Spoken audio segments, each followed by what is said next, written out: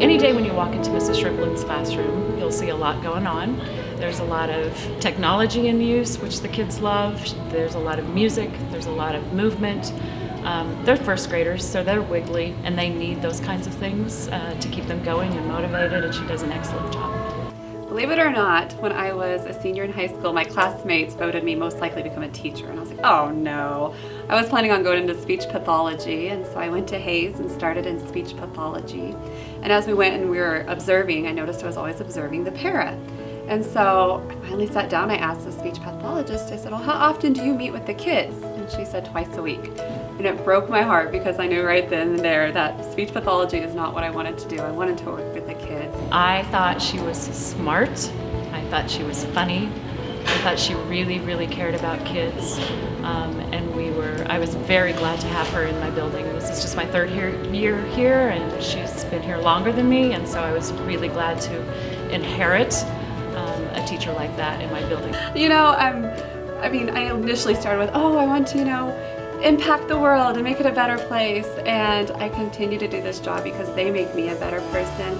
They push me to boundaries that I didn't know I had. They really inspire me, and they've given me a new look on the world. I mean, they bring that innocence back to the world, and they are strong kiddos. We have a strong generation coming up. Because she's nice and she lets us do fun activities. I think Mrs. Shrimplin's greatest attribute is that she has a heart for kids. She really, really, really cares about them. She cares about their welfare. She cares about their education. She cares about whether they want to be good citizens in the world. She really, really has a heart for kids. All the hugs and the smiles and the memories that I get to make with them. It's when kids come back several years down the road and they want to read you your favorite book. One that I had in kindergarten, we would do lunch dates together and we would read stories. And she was a second grader, and she came back and she goes, Mrs. Shrimplin, do you remember our lunch dates? I was like, yeah!